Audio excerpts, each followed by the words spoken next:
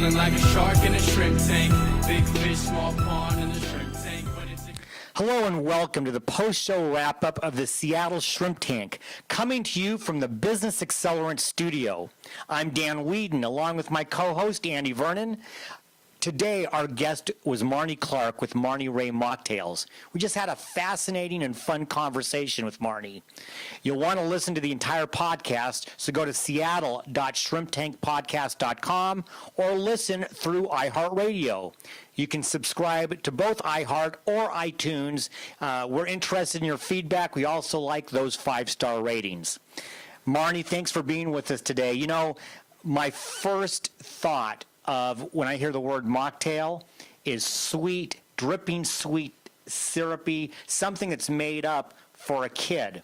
That's not the case anymore, is it? It's not. I think we're working really hard at trying to change the perception of what a mocktail really is, because I think that's what we all think is it's what you serve the kids at Christmas dinner, right? So we're trying to create recipes and drinks that are using fresh vegetables, fruits, a variety of really amazing simple syrups and flavors to compete with the cocktails, but it's definitely not what it used to be. And tell us how you got into this a little bit. What spurred you into this mocktail revolution? Gosh, 17 years of sobriety and not being able to have anything to drink. To sum it up, just a lot of challenges in trying to attend events and conferences and going out to restaurants and bars and not having any options. Okay. Wow. Well, one of the things we get into in this podcast, Marnie, is all the things that are absolutely critical to society and culture, which naturally brought us to Kim Kardashian. Somebody who you like to binge watch, but also somebody who is culturally iconic. And as an opportunity to highlight some of the incredible recipes that you create, we talked about an iconic drink for an iconic person. We did. We talked about the spicy jalapeno grapefruit margarita for Kim Kardashian. I like the sound of that. Yeah. I'd love to make one for you, Kim.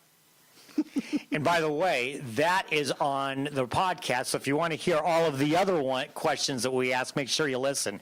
Now, listen, I don't know that I've ever met anybody who was responsible for a national day or a national week, but you created National Mocktail Week in January. Can you talk about the process and making sure that it gets on people's calendars? Sure. So this 2019 was the very first year of National Mocktail Week. It is the second full week in January, so I think it starts the 12th for the year 2020.